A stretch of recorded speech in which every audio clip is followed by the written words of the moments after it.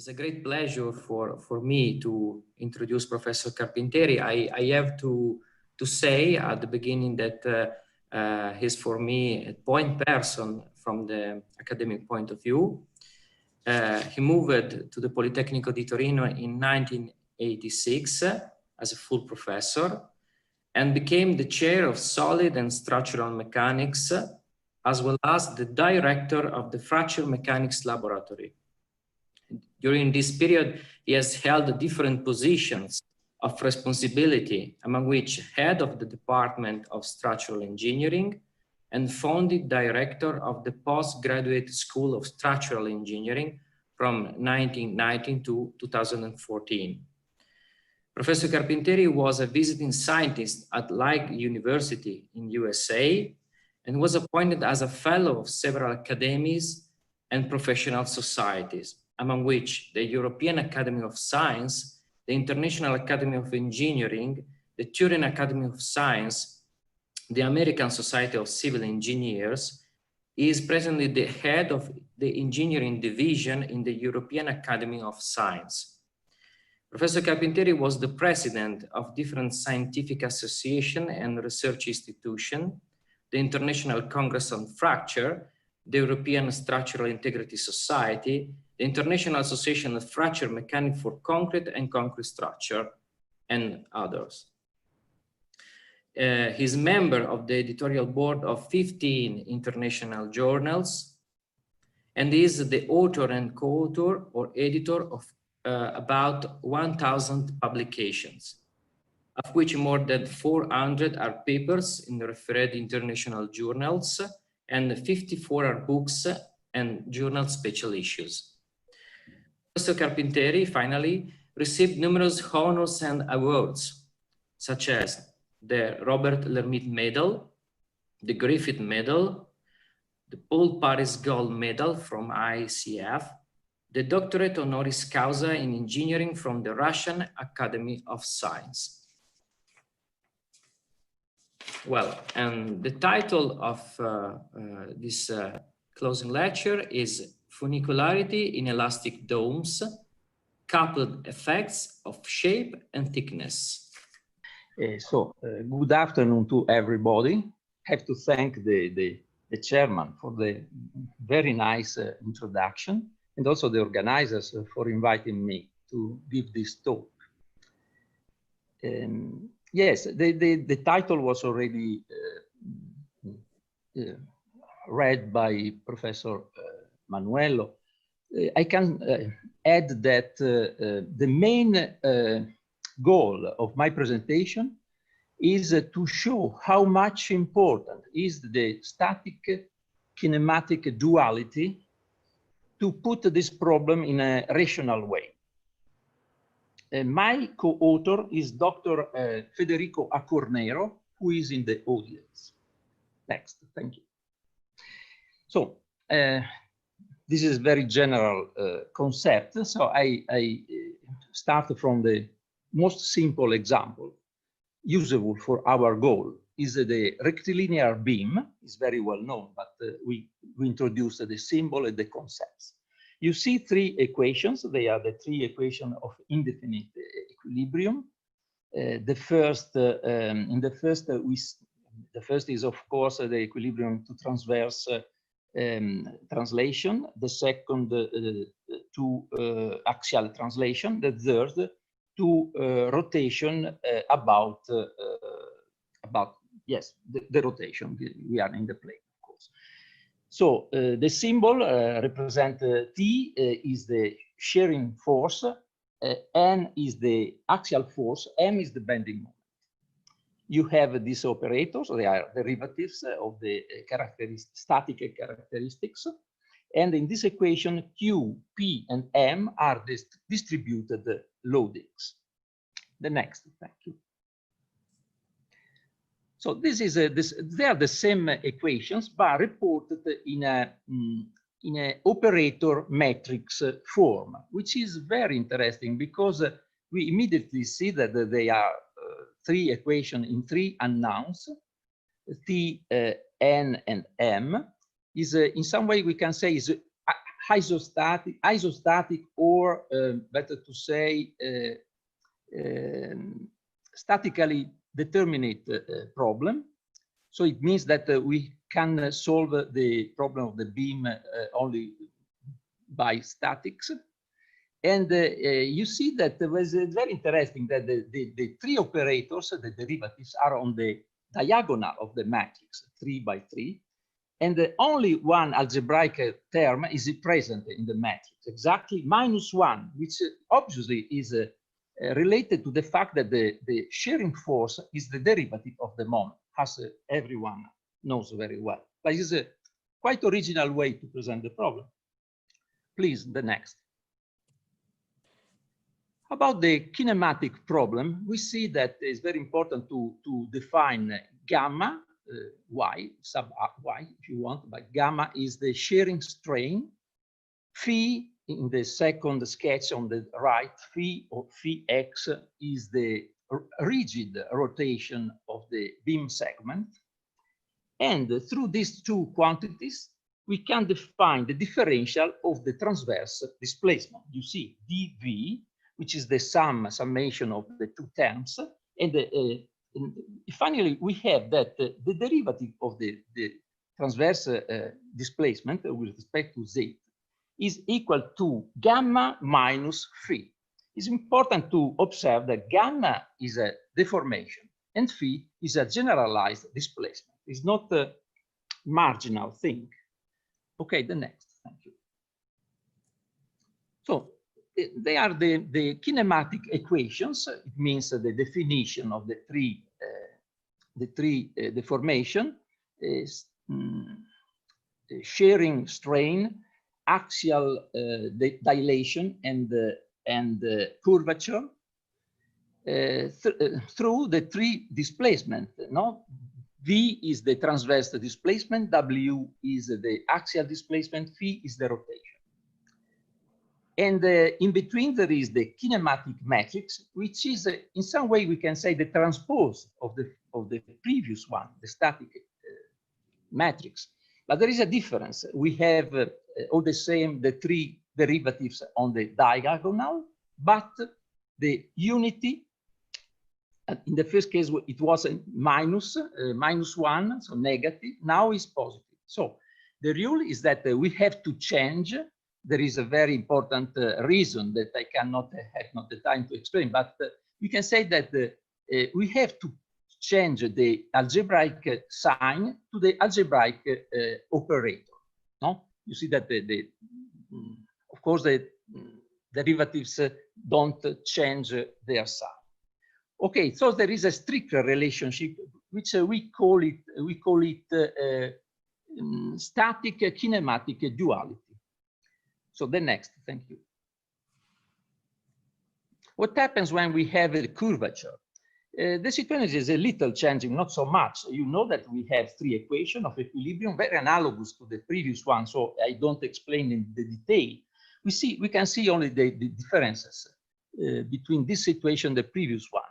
I can say that the axial coordinate z is substituted by s, which is the curvilinear coordinate. R is the radius of curvature that before was infinite, of course, and the theta is the angle around the center. The difference, substantial difference, is that we have two terms more. You see, in the first equation we have minus n over r. In the second equation we have plus t over r. No, the other terms are about the same, of course. The next, please. So you see that I put also in this case the equation in the operator matrix form. The significant, the meaning of the symbols is about the same. So I don't need to explain too much. We have the derivatives along the diagonal. We have -1 in the third row, first column, but we have two terms more. Now you see 1 over r in the second row and -1 over r the first row. No, they are due to the curvature, of course. And we see that also the curved, the curvilinear beam is isostatic. It means statically determinate, no? Because we have three equations in three unknowns. Okay, the next, thank you.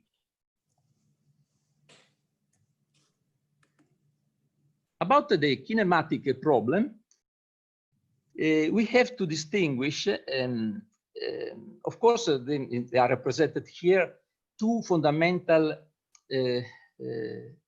situations. The first, on the left, represents a uniform displacement, axial displacement, tangential displacement W. And you see that in this way, you have, as a result, a rotation. A rotation is produced by a uniform. It's a uniform, of course, because it's a very short segment, curvilinear segment. And we have a rotation phi, function of W, exactly is W over R, which is a rotation, which will be subtracted by the general rotation. The second sketch represents as a uniform radial or transverse displacement, produces a dilation, additional dilation. You see this dilation epsilon, function of V is V over R. So please, the next, we see which is the results in the kinematic matrix. You see that we have the same, about the same in the curvilinear geometry, but shearing strain, axial dilation, and curvature. And we have three displacement. They are the same as for the rectilinear beam. Of course, we have always the derivatives on the diagonal. In this case, you see that 1 over R and minus 1 over R, as we can say, are the symmetric with the change of the sign. So, from these very important two examples, we see that the kinematic and the static operators are one the adjoint of the other. They seem to be the transpose only, but you see that we have to change the sign. So in mathematics, we say that they are one the adjoint of the other. So please, the next.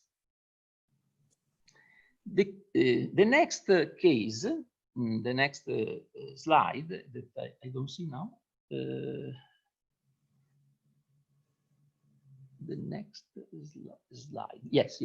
The next slide is the rope. Yeah, I don't see my, yes, the rope. The rope, what means a rope? Is a beam with a flexural stiffness tending to 0. In this case, M, bending moment and the shearing force are 0 by hypothesis. And so we reduce the problem to two equations in only one unknown, N, which is the axial force. The next, please. So we see now the two equations in a scalar form, N over R equal to 2, and the N in the S equal to minus P. What means that we have two equations. So this single unknown has to respect two different equations. So it means that you have to have the coincidence of the configuration of the beam with the thrust line or pressure line, no? Which is, we know that problem very well, but in this way, we understand that the rope is really hypostatic. It means that it's free to move in some way. Please, the next. So we've had this training on this static kinematic duality because for our problem of shell of revolution and also thin domes is very important. So we have the same type of operator matrix form. The next, you see in the next slide, the formulation of the static equations. They are three equations in 5 unknowns. So it's hyperstatic, or we can better to say twice statically undetermined, indeterminate problem. The first equation is equilibrium to translation along the meridian, the second along the normal, and the third is the equation to rotation about the parallel. So I don't want, in this case, if you want, after my presentation, we can speak about that. But it's very interesting because they are all these 3 by 5, so 15 terms. Some are 0, of course, but it's interesting. Everyone has very important static meaning that I have no time to explain in the detail. You see that there is a -1, which is a similar meaning, for example, with respect to the beam problem that we have already seen. 3 equations and 5 unknowns are 2 membrane stresses along the meridian and along the parallel, the shearing force along the meridian, and the 2 bending moments. Please go to the kinematic problem. No? The kinematic problem, you see that according to the static kinematic duality, represented by this rectangular, in this case, it's not a square, you see, it is a rectangular because it's a 5 by 3 matrix, kinematic matrix. In fact, we have 5 deformations and 3 displacement. Exactly, the displacement U along the meridian, W along the normal, and phi is the rotation. So you see that we have a metric which is practically is the transpose of the previous one, except the algebraic terms which change their sign, algebraic signs. It's very interesting to look at in the third row, where we have 3 terms different from 0 in this case, because we have to obey duality. If we the next, please, the next. In the next slide, we can observe that the most classical treatment of the problem, due to chronologically to Flügge, 1934, Timoshenko, and Novozilov in the 40s, all 3 are the same terms practically, but the third row was absent. In some way, they didn't consider gamma S, which is, of course, the shearing strain along the meridian. And really, more generally, they didn't consider duality, even because at that time, maybe even we can say that computational methods were not yet developed. But it's not the cause. Even today, it's not very clear. This problem of duality is not very well known. Please, the next. So we arrive at the last topic that is interesting for us, thin domes of membranes. Exactly as for the rope, we have to put equal to 0 what the flexural stiffness, and then the 3 static characteristics ms, m theta, the 2 bending moment, and ts. In this way, we have automatically 2 equations in 2 unknowns. You see, in practical, we can say that the problem is not hypostatic as for the rope, but is isostatic, and it could be resolved, as it's very well known, only with the help of statics. About, we can also contemplate the problem of kinematics, the next. Yes, you see that also for kinematics, we have only the deformation that remains are the 2 membrane dilations, epsilon s, epsilon theta. We have the adjoint operator, very simple, 2 by 2, and 2 displacement along the meridian and along the normal. So there is a duality. We can speak much longer about this interesting problem, but it's interesting to see that we have to do with a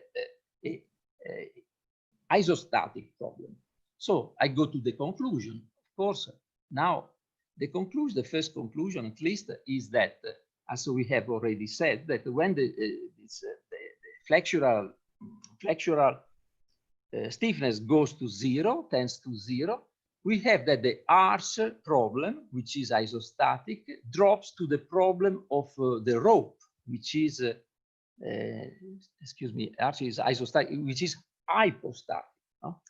In the same way, from the shell of revolution, which is twice hyperstatic, we drop to the situation of the membrane or thin dome, which is isostatic. This is the first important conclusion. The second conclusion, which is the base for our computational investigation, is the next slide, is the last one. The last one, two remarks, important remarks. The first is that when the thickness is about zero, or not exactly maybe, but tending to zero, we have a strong implication due to this duality to implication to funicularity, which means membrane regime only. And when more realistically the thickness is different from zone zero, we have that we can obtain optimal we can say optimal shape when we minimize the flexural regime. So in some way there are the two main parameters. One is of course the shape, maybe the shallowness of the dome, and the other is of course the thickness. It is a strong coupled effects of the two parameters. So in some way this is introduction of the next paper or presentation where we have the pleasure to present numerical results. Thank you very much for your attention. Okay, thank you so much, Professor Carpinteri, for your presentation. Very interesting. I ask if are there any questions, please? May I? Please, Francesco. Okay.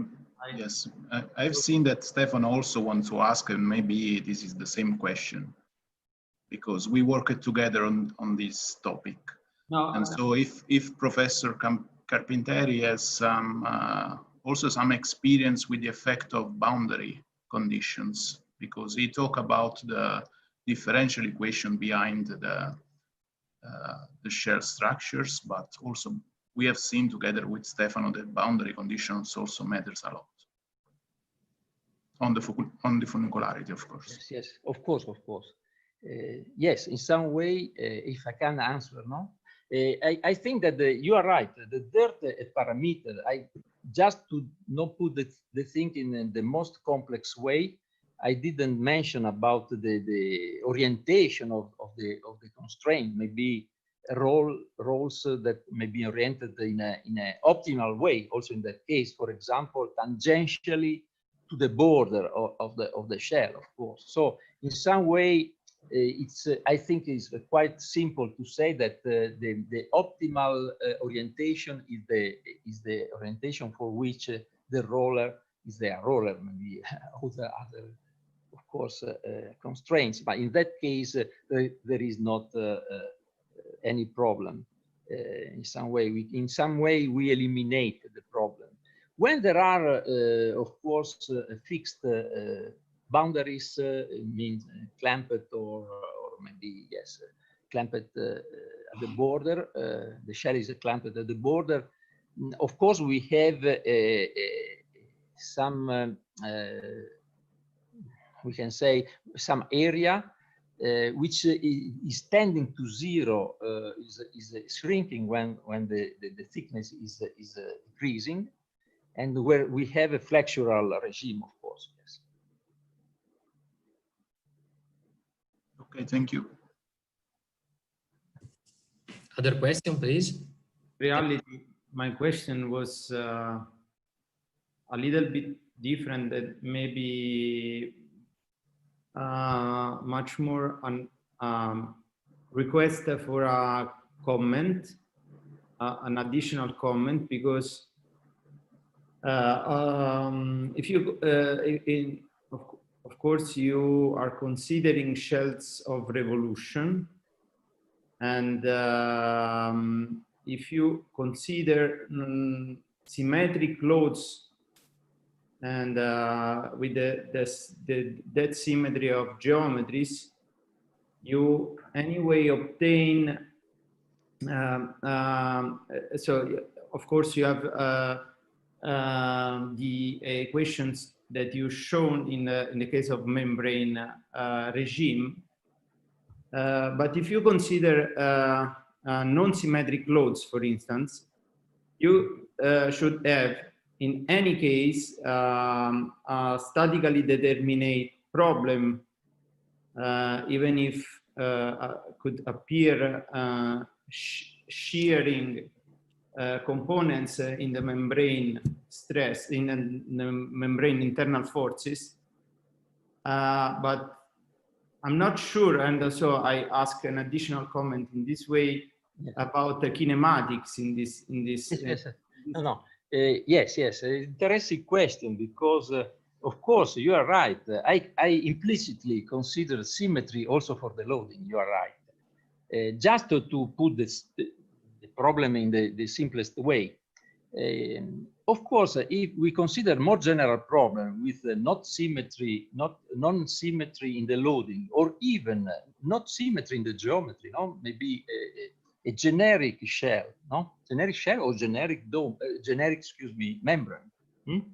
You have to change very carefully the dimension of these matrix operators, which is in my book. So I studied this problem also some years ago, and I can tell you that the conclusions are about the same. So symmetry is not important. It's not so important for this topic, I think, because the main conclusions are about the same, even if you have not symmetry.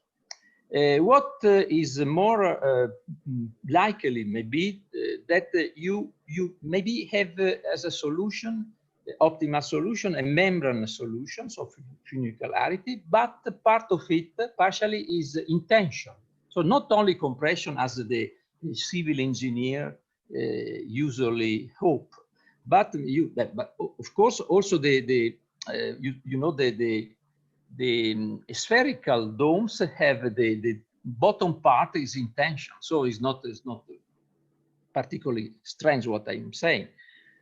So in general, the funicularity or membrane states don't imply always compression. You have also tension, which is dangerous for concrete or you can say aggregative materials. But in general, what I hope to have answered your question. If you lose the symmetry, the conclusions are about the same. So it's not easy to say exactly, because you know, for example, I tell only this: when you have a generic shell, you have eight static characteristics and 5 displacements. So the degree of hyperstasis, the degree of redundancy is 3, not 2. But the conclusions are about the same. I hope to have interpreted your question. Yes, I think that is much more about a discussion about this that, in my view, is very interesting, because, as you know, I'm working on funicularity and this definition of our funicularity. And what I see is that if you start from the membrane regime, of course, you have ever a statically determinate problem in terms of equilibrium. Not the same, maybe, if you just consider the compatibility equations, and maybe then you have to put together also to solve this problem in considering also what happens to the boundary of the shell. And maybe I know that Francesco, for instance, is working on this subject actually, and this is very important also when you consider the inverse problem of finding the optimal shape, because in what we see and what we saw in the literature and what we saw during this workshop is the membrane regime is generally the basic assumption, But in reality, because we cannot build curved surface without thickness, we also have moments, and we also have boundary conditions that are not optimal or optimized with respect to the fault finding conditions. Sometimes we also have different kind of load cases, and so I think this is a really interesting topic, and no, you are right. My discussion. discussion is limited to the cases where the constraint effects are not so strong, of course. Yeah. You know, for example, the Isler paradigm that was maybe the first that systematically used this way of thinking, no? Because before Isler was not so well known, I think. In any case, not the practical way was not applied. Anyway, thank you, because I think that the presentation was really clear and very didactic in a way for everyone.